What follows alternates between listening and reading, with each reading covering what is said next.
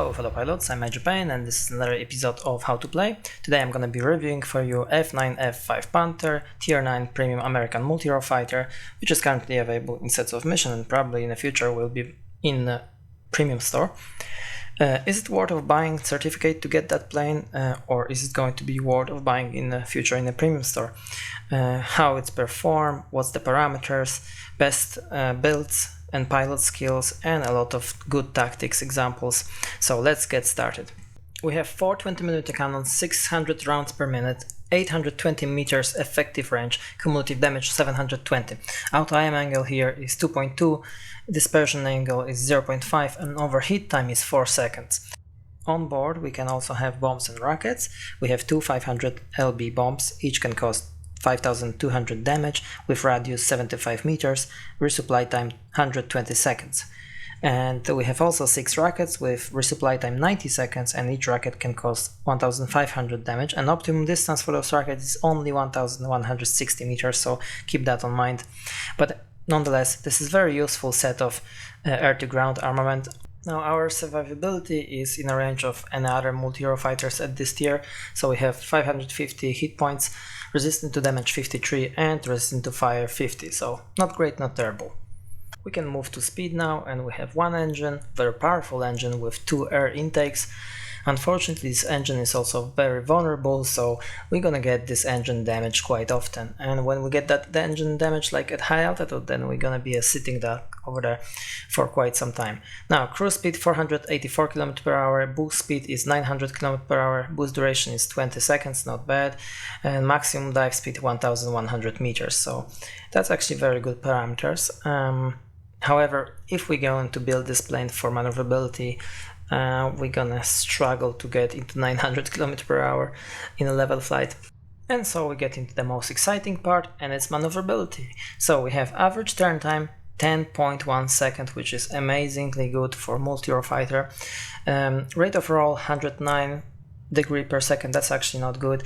Minimum optimum speed is 300, also could be better. Maximum optimum speed is 750 and stall speed 200. So we have very good maneuverability, but that doesn't mean we can outmaneuver any light fighter at tier 10. There are just few of them, and the same with multi-roles. That doesn't mean we can outmaneuver every multi-role fighter, because we have those Japanese lines, which is gonna be more maneuverable at low speeds.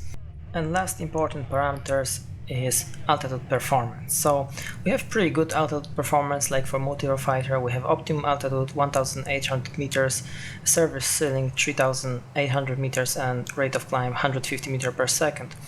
And the plane is actually really capable of getting into that altitude, but of course the problem with this is that we're gonna lose our speed and maneuverability gonna be reduced significantly at this high altitude.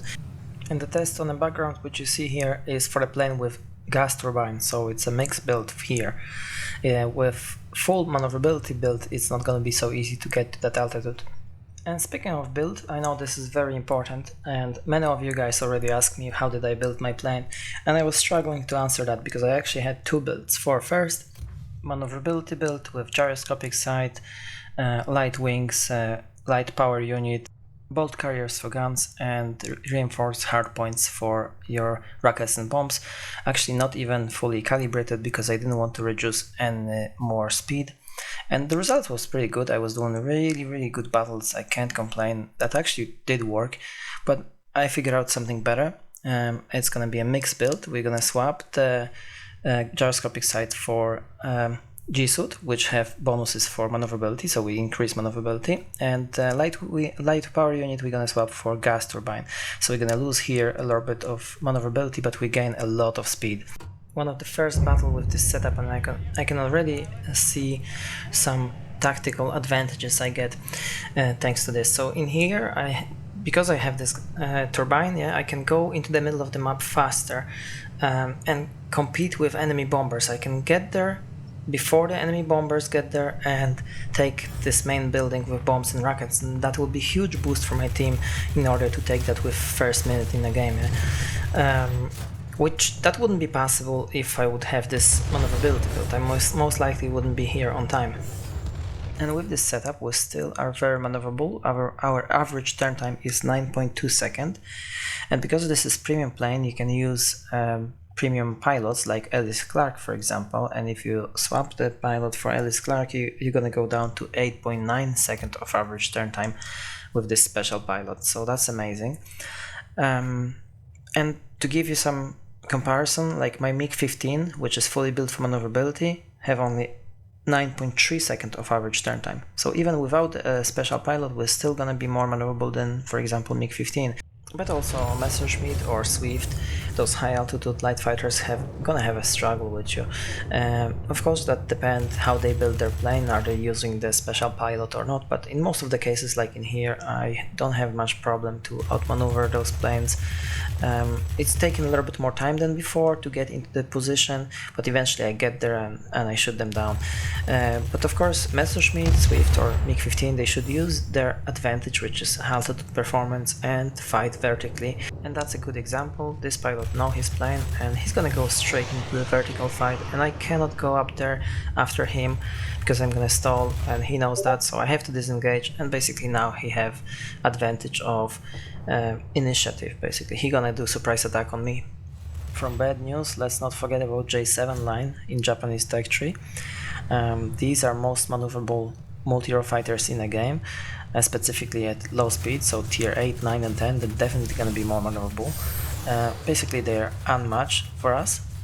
The only choice you have is not get into any turn fight, and you just try to surprise attack on those J7 line and then disengage. You cannot even go head on because they have more firepower, you cannot go head on.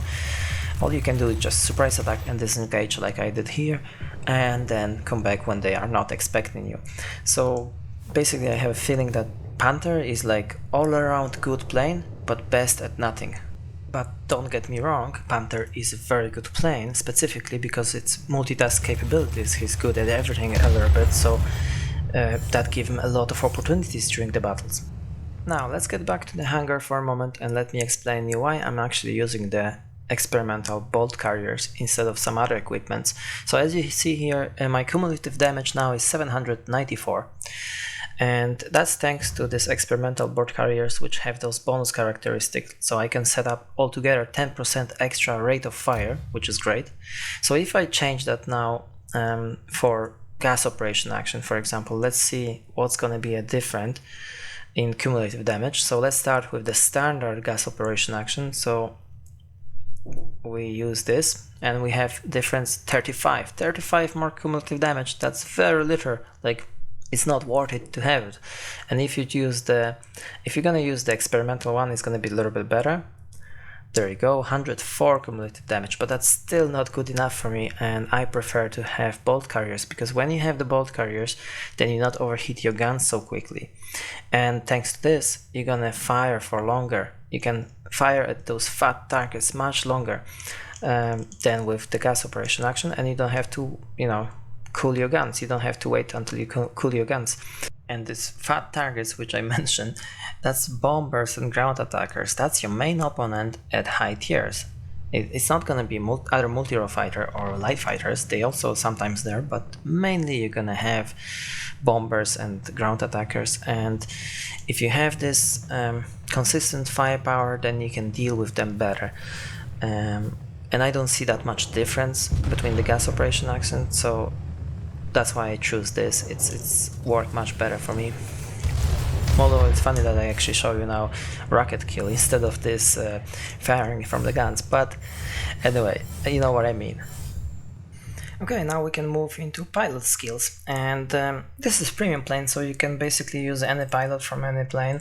So I use my XF90 pilot, and I have aerobatic expert, aerodynamic expert, but I don't have resilience, and resilience in this plane is very important.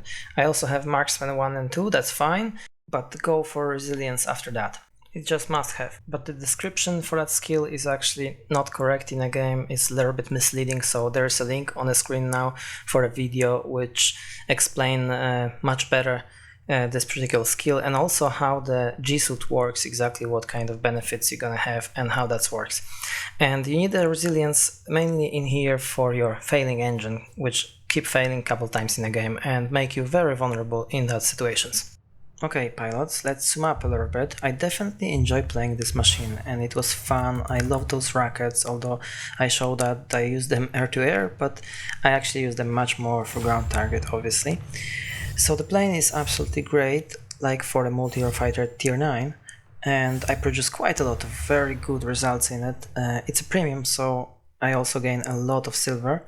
And so, do I recommend buying this plane? Well, I think simply that price is too high. I definitely recommend you to grind it for free if you have time, but to buy it is a different story because it's quite a lot of money for multi-Eurofighter. And that is actually most difficult class of plane to play. Yes, you can take over by yourself most of the sectors, but that's acquire knowledge, experience and good dogfight skills. No, it's not for beginners. He also have some problems like engine which constantly be knocked out and leave you very vulnerable without speed. You cannot dodge enemy planes. Also, that altitude performance which I mentioned, it's good for multi-fighters, but it's not good enough for tier 10, where it's a lot of targets above 2000 meters, which is fucking feeding around of head fighters, and you're gonna be there with reduced speed and maneuverability, and that's how that ends. And guys, on top of that, you have matchmaking, which gonna put you constantly up against tier 10 bombers, which dominate the game. No one questioned that. Like to the point that people literally leave the game. Leave me alone!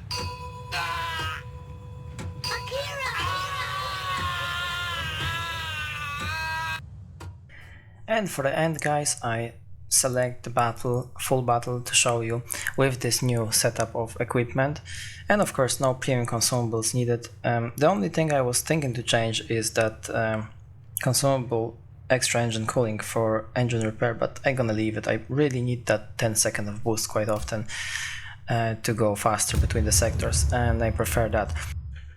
I'm not using any premium ammunition or any premium consumables here also, and I choose this battle because of the number of capture points I gain here. I had better personal points scores, but that's not so important as capture points and chevrons, so that's why I choose this. But there will be no commentary, so I'm gonna leave you here and enjoy the battle. Guys, thank you very much for watching, and if you like it and found it helpful, this video, just please leave me a like and subscribe for future content. Also guys, leave me a comment what you think about this machine. Did you buy it? Did you grind it? That kind of stuff, that's interests me a lot. Alright, thank you very much guys, and see you in the next one. Take care.